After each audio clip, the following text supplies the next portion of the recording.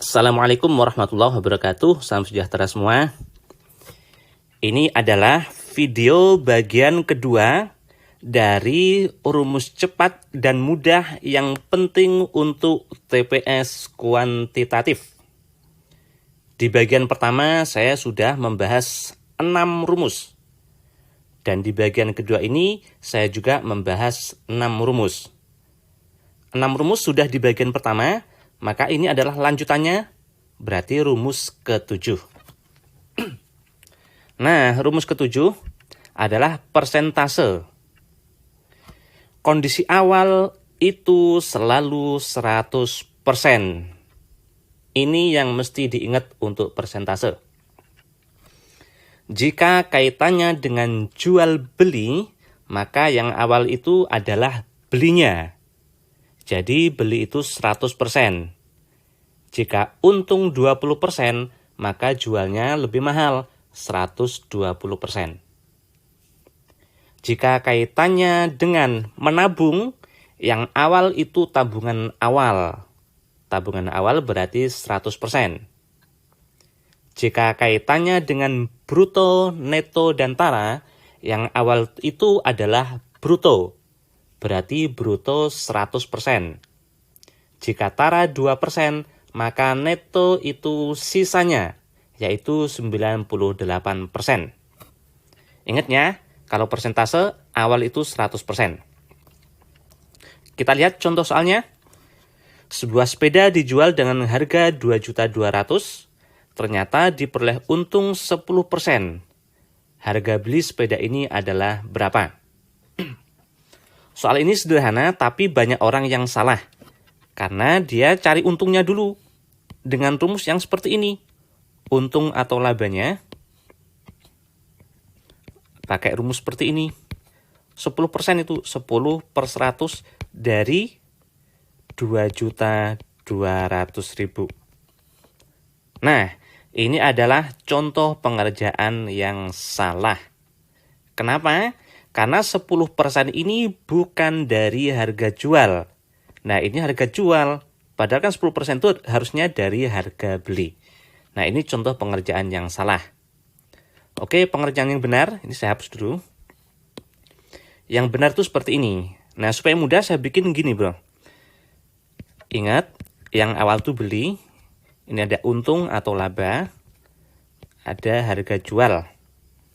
Awal itu selalu 100%. Ternyata laba atau untungnya itu 10%. Karena untung, jualnya lebih mahal, berarti ditambah. Jika rugi, jualnya lebih murah, dikurang. Jika rugi ya. Ini untung, berarti ditambah. Ternyata yang diketahui harga jual 2.200.000. Gini, pertanyaannya harga beli. Misalnya sini X. Dah, ini adalah perbandingan senilai.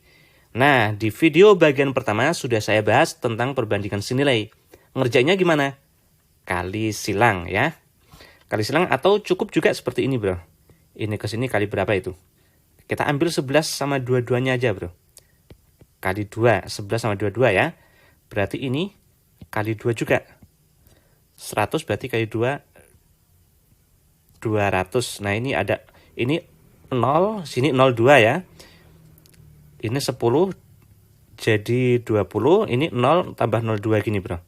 Berarti harga belinya kalau gitu 2 juta. 2000 dalam ribuan ya, ini 2 juta. Jawabannya 2 juta, bro. Boleh juga ini kali silang. Perbandingan senilai itu kali silang. Kalau kali silang berarti seperti ini.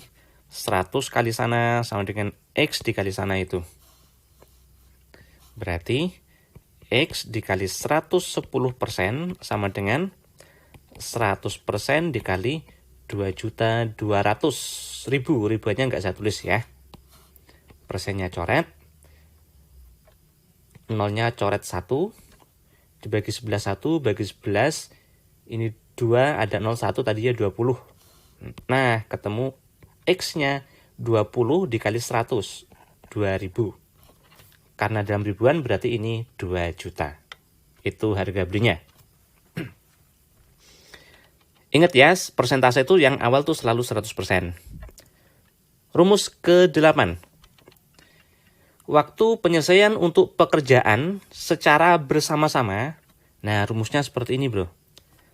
1 per waktu bersama itu sama dengan 1 per waktunya A ditambah 1 per waktunya B ditambah 1 per waktunya C, kalau ada lagi ditambah 1 per waktunya D, dan seterusnya sampai habis.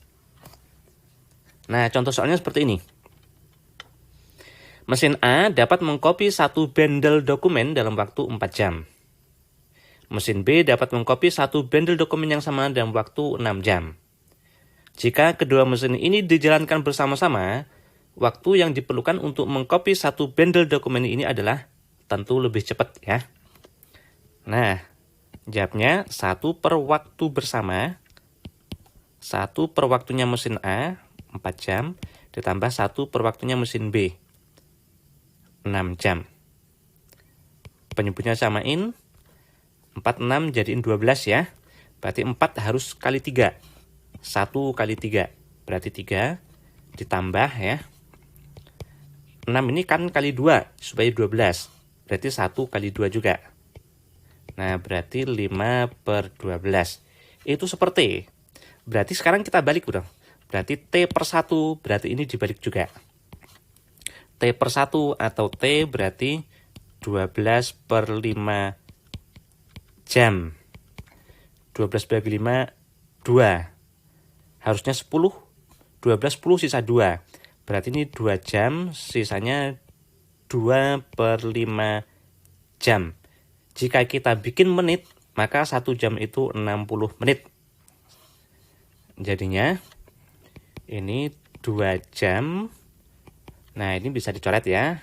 Bagi 5, 1, 60 bagi 5, berapa? 12 ya? Ya, 12 kali 2, 24. Berarti 24 menit. Itu waktu penyelesaiannya. Seandainya mesinnya ada 1 lagi, berarti ini ditambah lagi bro. Setelah ini tadi ditambah seperwaktu dari mesin yang ketiga.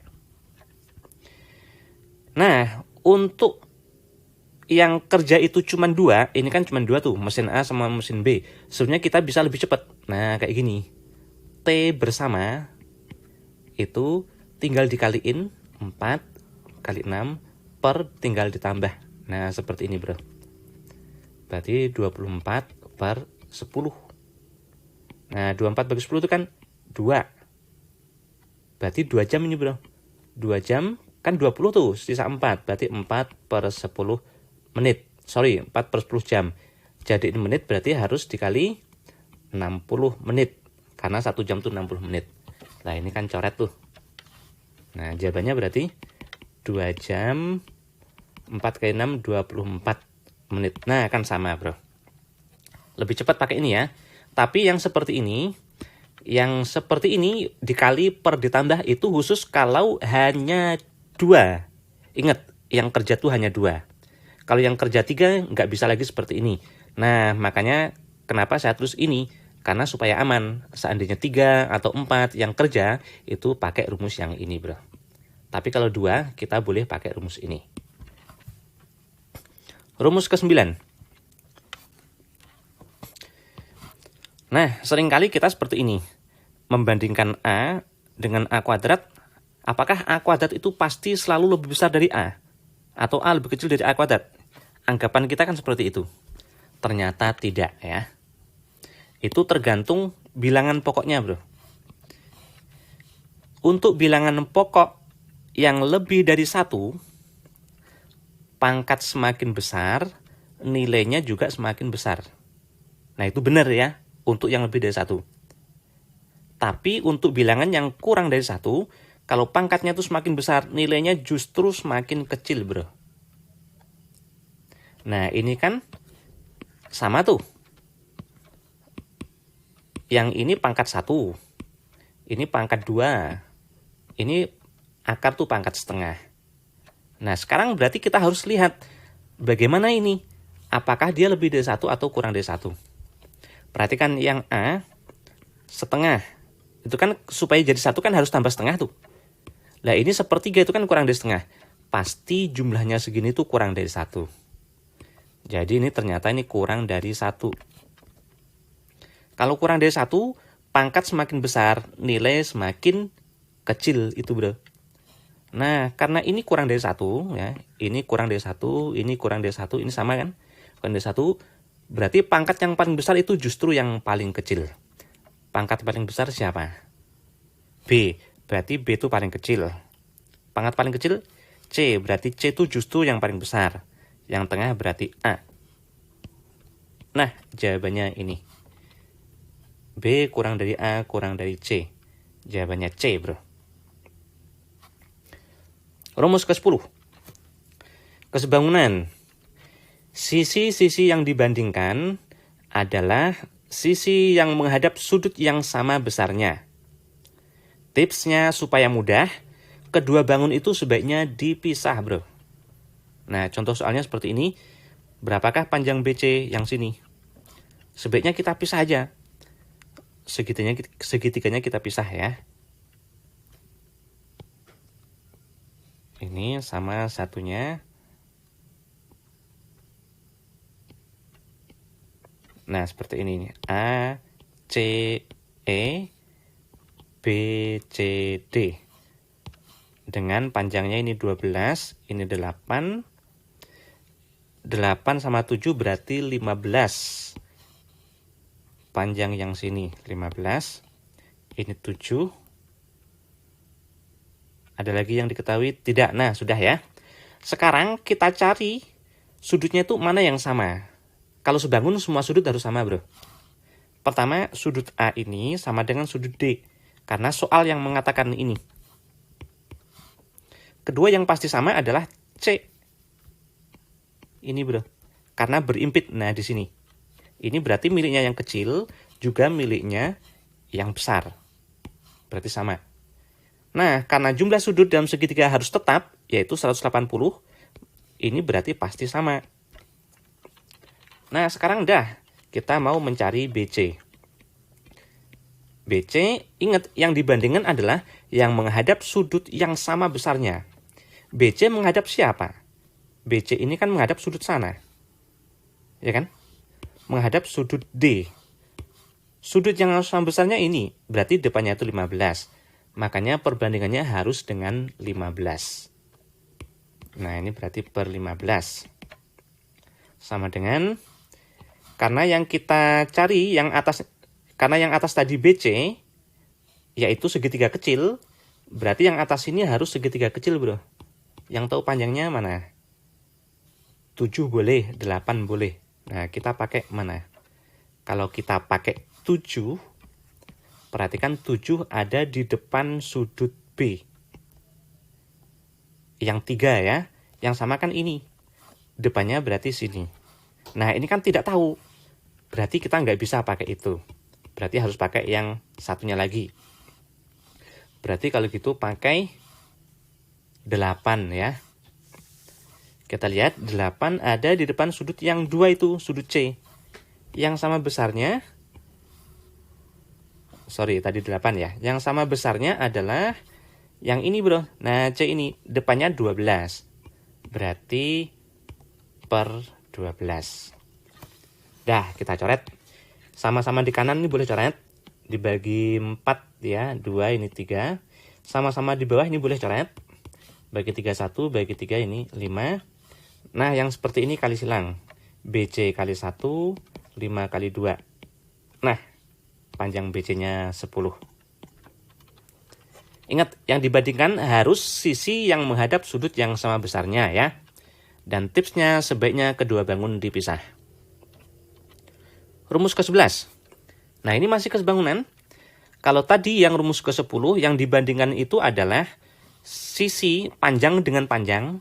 Sekarang yang kita bandingkan luas dengan panjang, bro.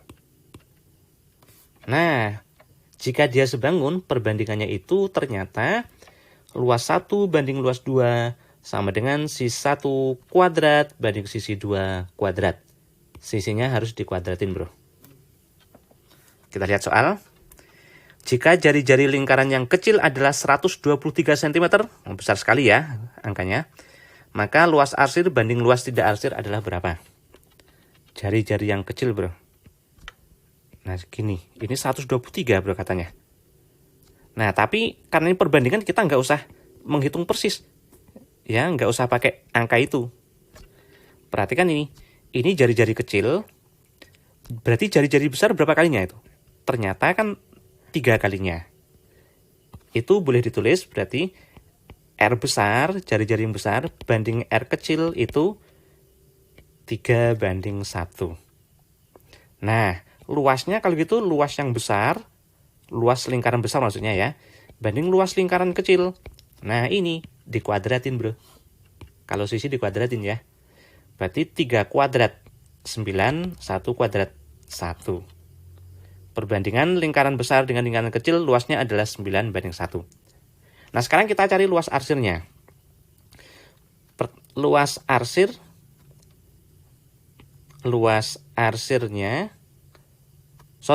tidak arsir dulu ya. Kan luas arsir tergantung yang tidak arsir di situ ya. Luas tidak arsir itu sama aja dengan 3 kali luas lingkaran kecil. Berarti 3 kali luas lingkaran kecil kan 1 bagian. Berarti 3 kali 1 bagian gini. Berarti 3 bagian ya. Sekarang luas arsirnya. Luas arsir sama aja dengan luas yang besar, lingkaran besar ini, dikurangi dengan luas yang tidak arsir bro. Dikurangi luas tidak arsir. Padahal luas yang besar itu 9 bagian ini ya. 9 bagian dikurangi tidak arsir 3 bagian. Berarti 6 bagian. Nah, ketemu perbandingannya bro. Luas arsir banding luas tidak arsir. Kalau gitu, arsirnya 6 bagian, tidak arsirnya 3 bagian. Sederhanakan. Perkecil ya, bisa bagi 3 semua. 2:1. Perkecil lagi bisa nggak? Bisa bro, ternyata gini. Nah ini, angkanya diperkecil ya. Nah, bukan itu maksudnya ya. Diperkecil tuh, ya jawabannya 2:1 ini bro. Oke, lanjut rumus ke-12. Nah, persamaan garis sekarang ya. Persamaan garis lurus, misalnya ini diketahui AX plus B sama dengan C. Nah, kalau sejajar bro, sejajar tegak lurus itu tergantung sama ininya doang bro. C ini gak ngaruh, abaikan. Sejajar sama persis. Nah, itu perhatikan, sama persis. Kalau tegak lurus, tukeran. Tadi A dengan X, B dengan Y, sekarang A dengan Y, B-nya dengan X. Nah, kayak gini. Kemudian dilihat, ini kan positif semua, atau saya tulis sama. Nah, untuk yang tegak lurus, dia harus beda. Beda itu bisa positif negatif, bisa negatif positif, terserah, itu sama aja. Berikutnya, untuk grafik apapun, garis itu termasuk grafik ya. Jika ada kata-kata melalui titik, maka substitusi. Masukkan bro. Sekarang kita lihat soalnya. Persamaan garis yang sejajar. Nah, berarti sama persis. Nah, garisnya tuh pasti ini. 3X plus 4Y. Belakangnya abaikan aja. Dan melalui, lihat. Ada kata-kata melalui. Diapain? Substitusi. Masukkan. X-nya 2, Y-nya 1. 3X. 3 kali 2. 4Y. 4 kali 1. Jawabannya ini. 6 tambah 4, 10. Selesai. Nah, seperti ini bro. Sekarang contoh yang tegak lurus. Persamaan garis yang tegak lurus. Nah, kalau tegak lurus tadi gimana? Tukeran. Berarti garisnya pasti 4 sekarang dengan X, 3 dengan Y. Dan ini positif semua. Artinya ini sama tanda. Berarti nanti sini harus beda ya. Beda itu boleh positif negatif, boleh negatif positif bro. Tapi karena bentuknya seperti ini, biasanya yang depan itu positif. Nah, sini saya bikin positif, sini negatif. Tapi aslinya negatif positif boleh. Terserah ya, itu sama aja hasilnya. Positif yang depan ini nggak usah ditulis plusnya. Tapi kalau negatif ini harus ditulis ya. Nah, gini. Lihat, ada kata-kata melalui lagi. substitusi. X-nya 2, berarti 4X, 4 kali 2, negatif 3Y, Y-nya 1. Berarti negatif 3 dikasih 1. Jawabannya itu bro. 4X negatif 3Y sama dengan 8 dikurang 3. 5. Jawabannya ini yang tegak lurus. Oke, mudah ya. Mudah-mudahan rumus ini bisa bermanfaat untuk kalian. Siapa tahu di TPS kuantitatif ada soal-soal yang mirip seperti ini sehingga kalian bisa menggunakan rumus-rumus yang ini. Mudah-mudahan manfaat ya. Dukung terus video saya dengan memberikan subscribe, like, dan share ke sebanyak orang bro, supaya manfaat dari video ini bisa tersebar lebih banyak lagi. Terima kasih. Wassalamualaikum warahmatullahi wabarakatuh.